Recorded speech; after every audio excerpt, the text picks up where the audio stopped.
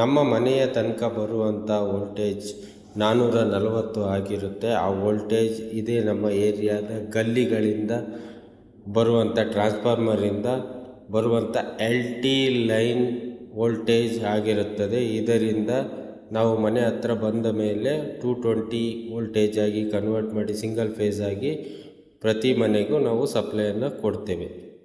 ಟ್ರಾನ್ಸ್ಫಾರ್ಮರ್ನ input voltage 11,000 ಆಗಿರುತ್ತೆ. ಅದು 11,000 ಇರುವಂಥದ್ದು. ಅದರ ಹಿಂದ್ಗಡೆ ನೋಡಿದರೆ 33,000 ವೋಲ್ಟೇಜ್ ಇರುವ ಟ್ರಾನ್ಸ್ಫಾರ್ಮರಿಂದ ಇನ್ಪುಟ್ ಬಂದಿರುತ್ತದೆ.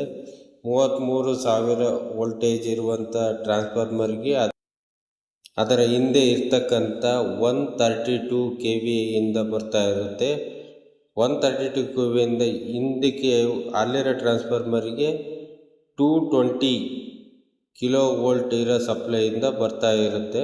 ಈ ರೀತಿಯಾಗಿ ಎಲ್ಲದಕ್ಕಿಂತ ಕೊನೆಯದಾಗಿ 760 ಕಿಲೋ ವೋಲ್ಟ್ ಇರುವಂಥ ಲೈನು ಜನರೇಟಿಂಗ್ ಸ್ಟೇಷನ್ನಿಂದ ಬರ್ತಾ ಇರುತ್ತೆ.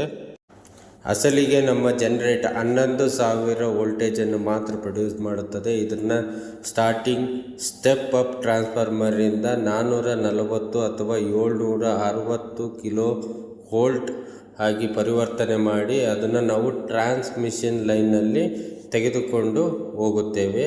ಆದರೆ ಇದನ್ನು ತೆಗೆದುಕೊಂಡು ಹೋಗುವುದು ಅಷ್ಟೊಂದು ಸುಲಭವಾದ ಕೆಲಸವಲ್ಲ.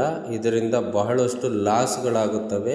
ಕೊರೋನಾ ಎಫೆಕ್ಟ್ ಅಂತ ಹೇಳ್ತಾರೆ, ಸ್ಕಿನ್ ಎಫೆಕ್ಟ್, ಸ್ಯಾಗ್, ವೈಬ್ರೇಷನ್ಗಳಂಥ ಸಾಮಾನ್ಯ ಸವಾಲುಗಳನ್ನು ಎದುರಿಸಬೇಕಾಗುತ್ತದೆ.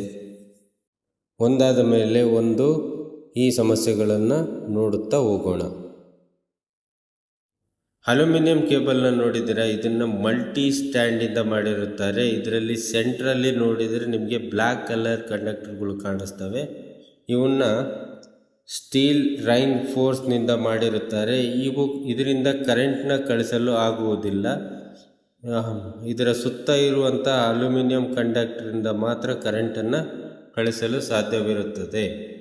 ಇದರಲ್ಲಿ ಲೋ ರೆಸಿಸ್ಟೆನ್ಸ್ ಇರುತ್ತದೆ. ಅದರಿಂದ ಇದರಲ್ಲಿ ಜಾಸ್ತಿ ಕರೆಂಟನ್ನು ಕಳಿಸ್ಬೋದು.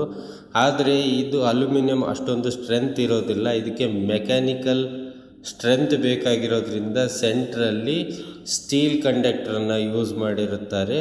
ಇದರಿಂದ ಭಾಳ ದೂರ ತನಕ ಇದನ್ನು ಹಿಡಿದಿರುವ ಸಾಮರ್ಥ್ಯವನ್ನು ಸ್ಟೀಲ್ ಕಂಡಕ್ಟ್ರು ಹೊತ್ತಿರುತ್ತೆ. ಅದರಲ್ಲಿ ಲೋ ರೆಸಿಸ್ಟೆನ್ಸ್ ಇರೋ ಅಲ್ಯೂಮಿನಿಯಂ ಕೇಬಲ್ ಮಾತ್ರ ಇದರಲ್ಲಿ ಫುಲ್ಲಾಗಿ ಕರೆಂಟನ್ನು ಕಳಿಸುವಂಥ ಕೆಲಸವನ್ನು ಮಾಡುತ್ತೆ. ಇದರ ಬದಲಿಗೆ ಒಂದೇ ಒಂದು ದೊಡ್ಡ ಗಾತ್ರದ ಒಂದೇ ಕೇಬಲನ್ನು ಹಾಕಿದರೆ ಮೆಕ್ಯಾನಿಕಲ್ ಸ್ಟ್ರೆಂತ್ ಬರುತ್ತೆ ಅಂತ ಹೇಳ್ಬೋದು. ಆದರೆ ಅದು ಸಾಧ್ಯವಿಲ್ಲ. ಏಕೆಂದರೆ ಒಂದು ಸಿಂಗಲ್ ಕಂಡಕ್ಟರ್ನಲ್ಲಿ ನಾವು ಕರೆಂಟನ್ನು ಫ್ಲೋ ಮಾಡಿದರೆ ಇದರಲ್ಲಿ ಹೊರಗಿನ ಪದರದಲ್ಲಿ ಮಾತ್ರ ಕರೆಂಟ್ ಚಲಿಸುತ್ತದೆ. ಸೆಂಟ್ರ್ ಪಾಯಿಂಟಲ್ಲಿ ಇದು ಕರೆಂಟ್ ಹೋಗುವುದಿಲ್ಲ. ಇದರಿಂದ ಜಾಸ್ತಿ ಪ್ರಾಬ್ಲಮ್ ಆಗುತ್ತೆ, ಹೀಟ್ ಆಗುತ್ತೆ ಮತ್ತು ರೆಸಿಸ್ಟೆನ್ಸ್ ಕೂಡ ಜಾಸ್ತಿ ಇರುತ್ತೆ. ಹಾಗಾಗಿ ಇದನ್ನು ನಾವು ಸಿಂಗಲ್ ಕಂಡಕ್ಟರ್ನ ಯೂಸ್ ಮಾಡೋದಿಲ್ಲ. ಹಾಗಾಗಿ ಈ ಪ್ರಾಬ್ಲಮ್ನ ಸಾಲ್ವ್ ಮಾಡೋದಕ್ಕೋಸ್ಕರ ನಾವು ಸಣ್ಣ ಸಣ್ಣ ತಂತಿಗಳನ್ನಾಗಿ ವಿಭಾಗಿಸಿ ಅದರಲ್ಲಿ ಕರೆಂಟನ್ನು ಫ್ಲೋ ಮಾಡ್ತೀವಿ. ಇದರಲ್ಲಿ ಕಂಡಕ್ಟರ್ನ ನಮ್ಮದು ಸೈಜ್ ಬಂದ್ಬಿಟ್ಟು 3.5 ಸೆಂಟಿಮೀಟರ್ ಇರುತ್ತದೆ.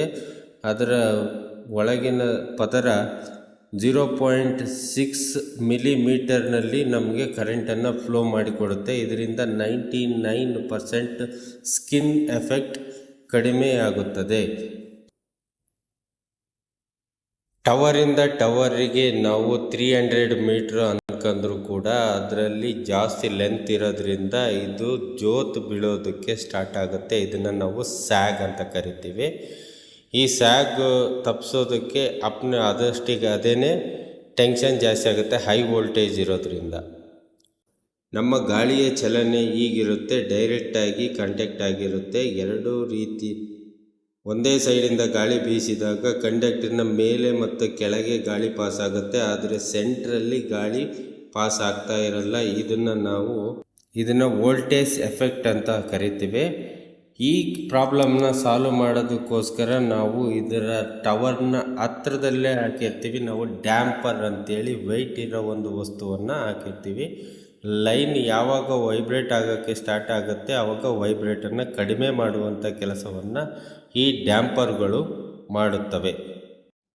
ಪ್ರತಿ ಟವರ್ನಲ್ಲೂ ನೋಡಿದರೆ ಈ ರೀತಿಯ ಇನ್ಸುಲೇಟರ್ ಕಾಣುತ್ತವೆ. ಈ ಇನ್ಸುಲೇಟರ್ಗಳನ್ನು ಯಾಕೆ ಹಾಕಿರ್ತಾರೆ ಅಂದರೆ ಟವರಿಂದ ಟವರಿಗೆ ಕನೆಕ್ಟ್ ಮಾಡಿರುತ್ತಾರೆ.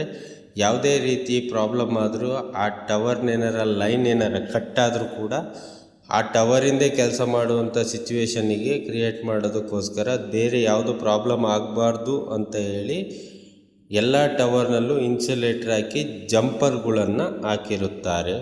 ಈ ಜಂಪರ್ಗಳ ಹತ್ರ ಈ ಥರ ಕನೆಕ್ಷನ್ ಮಾಡಿದಾಗ ಇಲ್ಲಿ ಮ್ಯಾಗ್ನೆಟಿಕ್ ಫ್ಲಕ್ಸ್ ಪ್ರೊಡ್ಯೂಸ್ ಆಗುತ್ತೆ.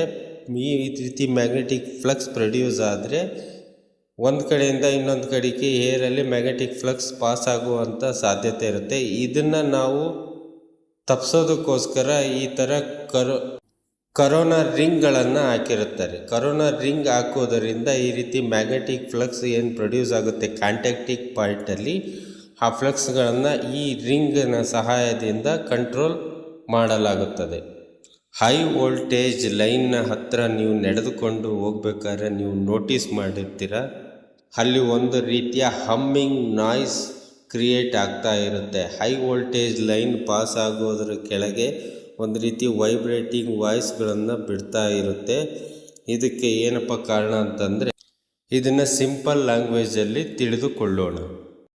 ಹೈ ವೋಲ್ಟೇಜ್ ಇರುವುದರಿಂದ ಈ ರೀತಿಯ ಮ್ಯಾಗ್ನೆಟಿಕ್ ಫ್ಲಕ್ಸ್ ಏರ್ನಲ್ಲಿ ರಿಲೀಸ್ ಆಗ್ತಾ ಇರುತ್ತವೆ. ಇದರಿಂದ ಹೈ ಇಂಟೆನ್ಸಿಟಿ ಆಗುತ್ತೆ. ಇದರಿಂದ ಹೈ ವೋಲ್ಟೇಜ್ ಇರೋ ಲೈನ್ಗಳನ್ನ ಜಾಸ್ತಿ ದೂರ ತನಕ ತಗೊಂಡು ಹೋಗ್ತಾ ಇದ್ದರೆ ಈ ಥರ ರೀತಿಯ ಏರ್ ಅಯೋನೈಸ್ ಆಗಿ ಈ ಥರ ಫ್ಲಕ್ಸ್ನ ಪ್ರೊಡ್ಯೂಸ್ ಮಾಡಿ ಭೂಮಿಗೆ ಕಳಿಸ್ತಾ ಇರುತ್ತೆ. ಅಯೋನೈಸ್ ಮತ್ತು ಡಿಅಯೋನೈಸ್ ಆಗ್ತಾ ಇರೋ ಕಾರಣದಿಂದಾಗಿ ಈ ರೀತಿಯ ಸೌಂಡ್ ಉತ್ಪತ್ತಿ ಆಗುತ್ತದೆ. ಈ ಲಾಸ್ನ ನಾವು ಕೊರೋನಾ ಲಾಸ್ ಅಂತ ಕರಿತೀವಿ. ಈ ಕೊರೋನಾ ಲಾಸನ್ನು ಕಡಿಮೆ ಮಾಡೋದಕ್ಕೋಸ್ಕರ ಬಂಡಲ್ ಆಗಿ ಕಳಿಸಿರ್ತಕ್ಕಂಥ ಕಂಡಕ್ಟರ್ಗಳ ರೇಡಿಯೇಷನ್ನ ಜಾಸ್ತಿ ಮಾಡಿ ರೆಸಿಸ್ಟೆನ್ಸನ್ನು ಕಮ್ಮಿ ಮಾಡಿ ಈ ರೀತಿಯ ಲಾಸ್ಗಳನ್ನು ತಡೆಗಟ್ಟಲು ನಾವು ಟವರಿಂದ ನಾವು 3 ಲೈನ್ಗಳನ್ನು ಒಂದೊಂದು ಫೇಸಿಗೆ ಹಾಕಿರುತ್ತವೆ. ಈ ಫೇಸ್ ಲೈನ್ಗಳನ್ನು